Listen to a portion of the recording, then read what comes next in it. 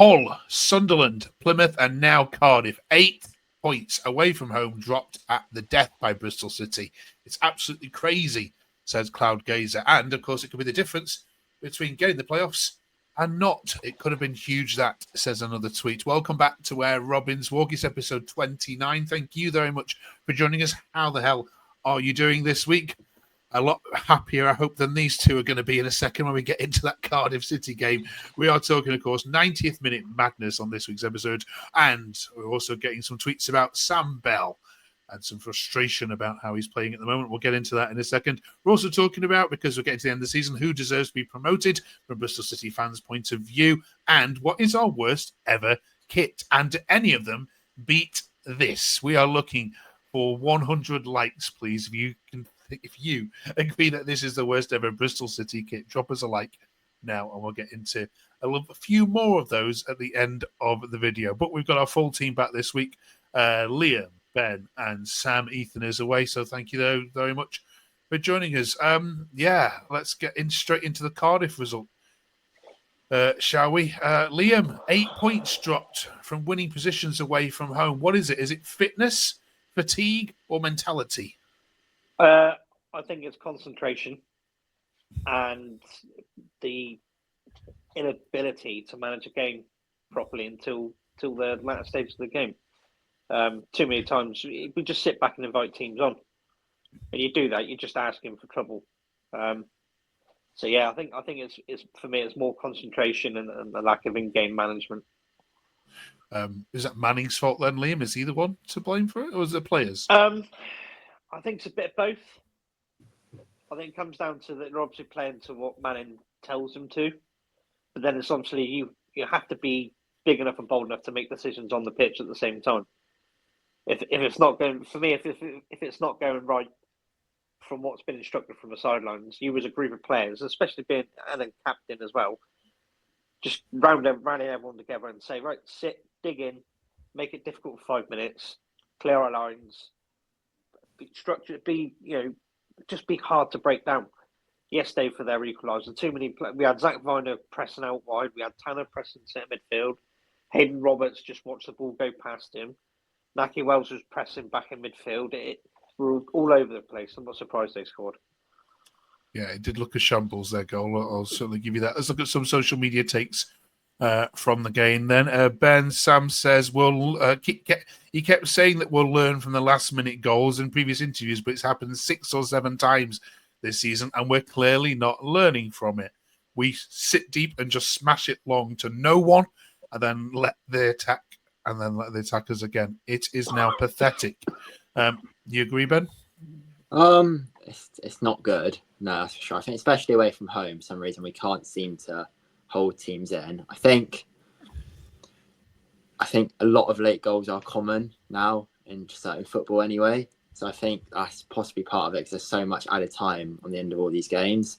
And I just think the way the build-up is, the championship, and the way how tight the games are, I think that's possibly part of it. But at the same time, we've got to look at ourselves because it's happened far too many times, especially away from home. And yeah, I feel like it's a mentality thing, really. Just concentration and just we need to focus more. We keep saying the same thing every week, don't we? It seems. However, let's be celebratory. There it is. We tweeted it out just as you got it in. We did say you swear you may never see anything like this again. There you are in 6th place for 20 glorious minutes, as Wook says. We were joint 5th, and then we messed it up again. Some of the takes on it, Leah. Sam says, Bristol Del Boy says, sorry, that was on you, Liam Manning. Earthy over McGuane was crazy. There's no structure to the team. After 75 minutes, we retreated far too deep and invited unnecessary pressure. You keep talking about players' decision-making and game management, but you need to start looking at yourself. Does he, Sam? It seems as if more and more each week, some of these tweets are now moving away from the players and it's coming back on the management a bit. Yeah, I mean, definitely. Like yesterday, you could see it was crying out for another defensive midfielder. Why he brought Earthy on, I don't know. I mean, I've not been overly impressed with him. He's a young lad, but he doesn't cut the mustard for me, to be fair. And there were so many times we just invited the pressure on, but we had no outlet up top. Yeah. Another one here says something similar. Eva says, let's face it, our football is substandard, Liam. I've said it for a while. We are going nowhere. The happy clappers keep living in a dream world. This is not entertaining, neither progress. There's a couple have said it's not entertaining. Are you, forget the winning here, are you entertained by this side when you watch them? No, not at all. He sucked the fun out of it. It reminds me very much of when Lee Johnson was in charge a little bit. You had the players that play with flair, like these days you got the likes of Hirakawa. First few games we saw him, he was playing as a winger. We were playing wingers mainly, and he was exciting to watch. Now it's almost like he's being taught to be a robot like the rest of them. I think there's too much focus on structure and build it. Okay, you have to build attacks. I get that. Sometimes if you can't go forward, you have to come backwards. I get that. But for me, the build-up play is just too slow and lethargic. We're going side to side, into midfield, back to the defence, side to side.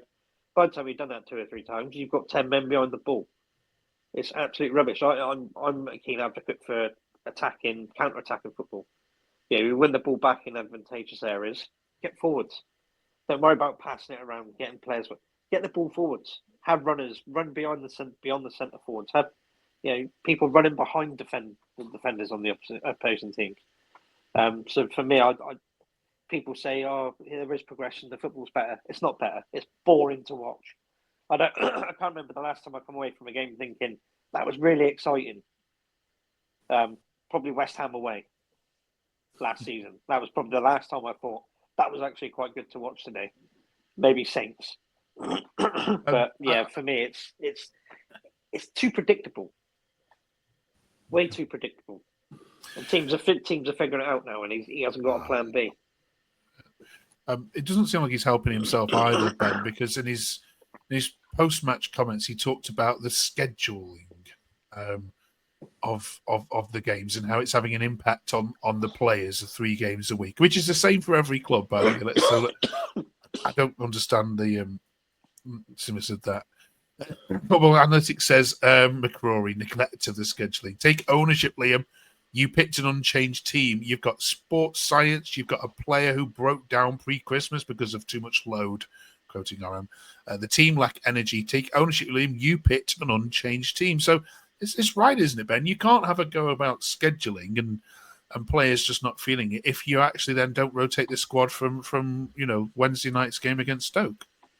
Yeah, no, I was very, very surprised. I mean, we've got plenty of good options on the bench. I mean, the subs arguably made the better impact on Wednesday night as well. So to name an unchanged team, I thought was very peculiar.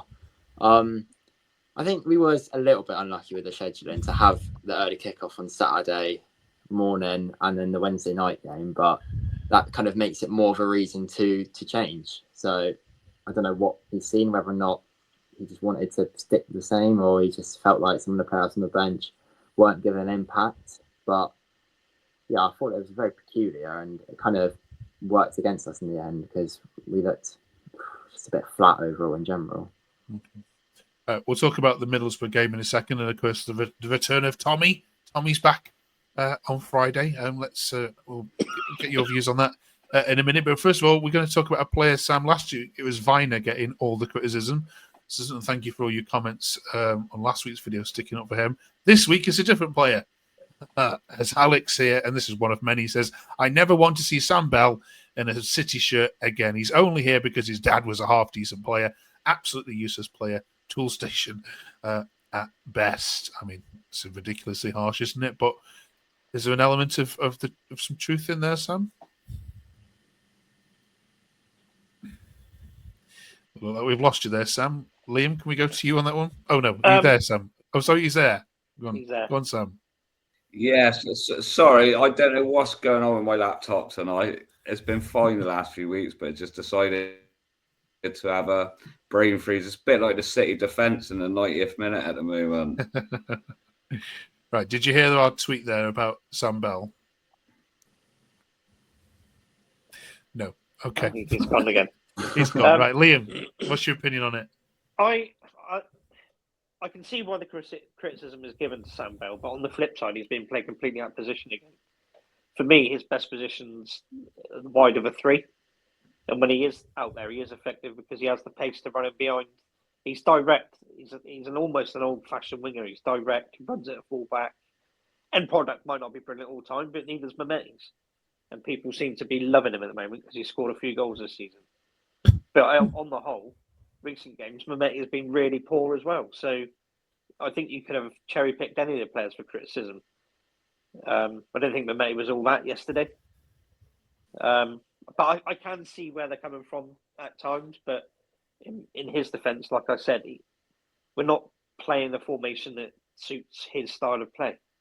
Yeah. He's coming on and playing wing back. He's not a wing back, just like Mark Sykes isn't a wing back. Or he's coming on playing as a number 9. He's not big enough to play number 9. He hasn't quite got the know-how. Okay, Naki Wells, he's not the biggest, but he has the experience and know-how to use his body to his advantage, where Sam Bell doesn't have that. Sam Bell is running behind off the shoulder of a defender, and we just don't play to his strengths. There were a couple of tweets that actually stuck up for him. This was one. Thanks, Liam Ben. Mark says, can't blame the schedule again. Why on earth did we play Sykes on the left and Mehmeti on the right? Bring Bell on up top. So there's 10, and then we're all over them. And then he changes it and puts him at left wing back. Ben, where do you stand on this Bell debate? You agree with Liam or the original tweet? No, I think Liam's spot on with it. Really, I think it's just so harsh to criticise a player like that. I think he's really dangerous for us when he plays in the right position. Get him out wide, 1v1 against defender, and he will cause the fullback a real problem. I think his pace, how direct he is really promising. But, he's kind of playing wing back up front. And he's been doing his best. He runs around a lot and he's got the occasional nice touch in him, nice bit of dribbling. But I just think the way he's kind of playing out of position and he's not getting many minutes, it's just very, very harsh to criticise a player like that, especially such a young player. Okay. Sam, are you back with us to comment on this? Yeah, hopefully I'm. Yeah, we can hear you. Go ahead. Can you got me all right now? Yeah, go ahead. Yeah. Well, yeah, like I agree with what Liam said about Sam Bell. He needs to be played in the right position. He's a good lad. He works hard. He's got the pace there. He's got the ability. He was unlucky with that header yesterday. If he was a couple more inches taller, he buried that header. I think the ball was slightly behind him as well, though. So we sort of coming back on it to head it back towards goal. Any player's going to make that difficult. It's not easy for anyone, that sort of chance. Yeah, 100%. And like with Sykes yesterday, we noticed in the warm-up, he went down injured and he had the medical staff around him. And personally, I wouldn't have gambled on him, especially playing him at a left wing back. Okay. This weekend then, this Friday night, I should say, given Sky have decided to put this on TV, and I can imagine it's for one reason that it's on TV, because of course you've got Tommy Conway returning. Ben, what sort of reception is he likely to get, given that obviously he left saying obviously he wanted a new challenge and was offered a contract and wouldn't take it. It's a bit of a funny one, really, because I think I would imagine he won't get the best reception because obviously he clearly wanted to leave, and it's kind of what fans are like. Normally they like to take a bit of a hatred towards a player that wants to leave the club.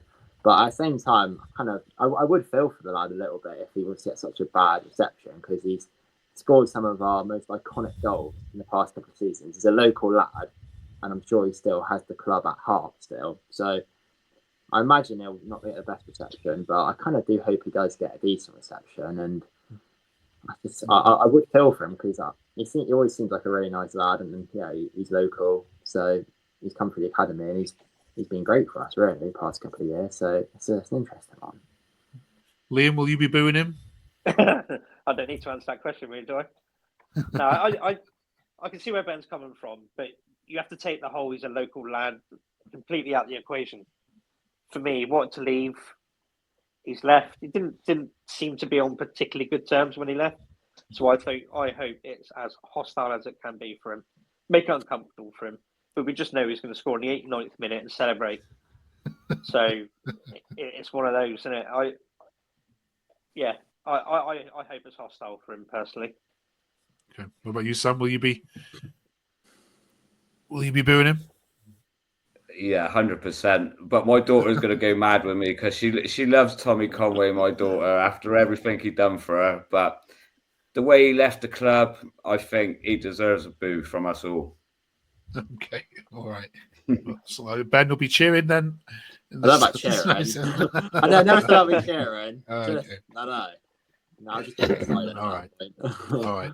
Let us know what you think. I mean, it should be a good game this Friday, of course. On I presume it's on Sky because it's on Friday. There's 2 games on Friday night. It's not. Okay, right. I don't think it is. No. Why is it on Friday? Do we know?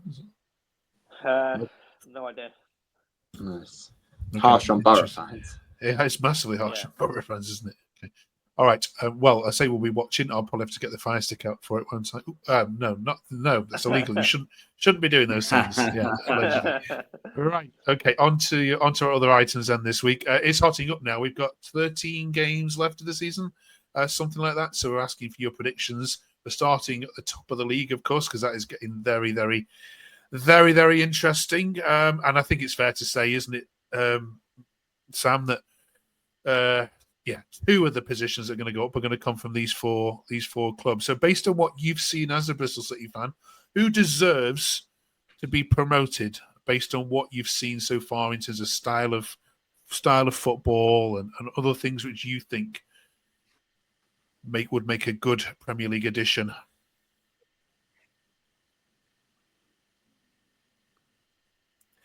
And we've lost you again, Sam, I think. Sorry. There's a delay.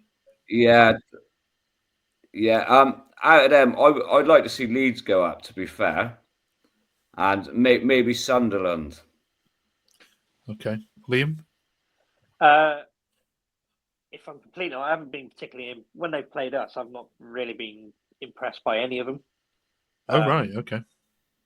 But out of the 4, though, I'd probably say Leeds have been the consistent ones out of them. But in the same sentence, Sheffield United can grind out a result. They're not like when they came down to us, didn't play particularly well, but ground out a result and took 3 points home. So it's a toss-up between those 2 for top spot. But I think it'll be those 2 that go automatically. Okay. Ben? I think Leeds will go up. I think they've got the best squad and they're the best team. And, well, personally, I'd quite like to see Sunderland go up. I just think it's a bit different. The other top 3 we kind of seen a lot in the Prem, and it'd be quite nice to see such a big club back in the Prem. I think it would be. I'd quite like to see them a bit different. And we're still manifesting a Bristol City, Preston North End, Wembley playoff final. It could still mathematically happen. 5th and 6th could still get there. Winner goes up, loser stays in the Championship forever. That's the stipulation. Do you? I mean, you are closer than any other team. Coventry are there, but have you seen enough, Sam, from your team in the last? It's just that you've got that level of consistency. You can just get in there and stay there. No, it would be lovely to get out there, but I just can't see it myself. You look at the points we've dropped, like Cardiff, Swansea, the games what we're expecting to go in to win, we just don't perform or don't turn up. And the amount of points we dropped in the 90th minute, if we turn all of them points into victories, we could probably be up into 3rd place now. And it would be a good position. All right, we're not overly poor, but we're not great at the same time. Yeah. Okay. It's going to be an interesting 13 weeks. Stay along with us for the remaining final third of this season. As we head into it, and do drop us a like and a subscribe if you haven't yet done so. We know there's lots of other little bits of Bristol City content, but this is we're going to our 30th episode next week, so we'd be delighted if you could get us to 100 likes. That'd be amazing. Right, our final section this week then is looking at the worst ever kits that Bristol City have had, and you've had some awful ones. Over your time. Generally, the home shirts haven't been too bad. I couldn't find any bad examples, but In the comments, let us know. Just add a picture if you can, or email us. What's the worst ever kit? And we're doing this on the back of having completed the worst ever Bristol City 11 last week. So go back and have a look at that one. Does anyone want to nominate any particular one? I was go on, Sam. You go first. I was going to say that 2005, 2006 horrible yellow shirt what I sent you earlier, Mark. Yeah, I agree with that one. Was it this one? No, not that one. No, that one. No. That one. That one on the right hand side. Yes. Okay. Yeah. What is that? Look at that. And the other one, the Daz one, I mean, that was for the Auto Windscreen Shield's final against Stoke. And to put blue on a Bristol City shirt, what's that all about? Yeah, we wore blue in the 1909 FA Cup final, though, didn't we, against United? True, but yeah, that's a long time ago now. Yeah. Some horrors there. This wasn't too. It was like last season that I can't remember. Yeah, or 2 seasons ago. I Did you like that that one personally? I didn't mind it. We've had Not worse, too- definitely, than that one. Not too Norwichy, no. I just didn't like the badge. That looks like something what John Lansdown's just drawn in his pocket on his notepad or something. What about these ones here? Those were the two that I was going to come up with. The that Das one reminds me of Man City had a similar one, didn't they? Yeah. Years ago. That reminds me of that. And then that other auto windscreen looks like a rugby top. It's hideous. I mean, that one on the right is. It's let me just have a look. awful, It's from the third shirt. Is it from the 99-2000 season? Something like that. Something like that. I think. I remember that shirt, the one on the right hand side there. Brian Tinian scoring a great goal up at Stoke in that shirt. Doesn't make it a good shirt, Sam. Yeah.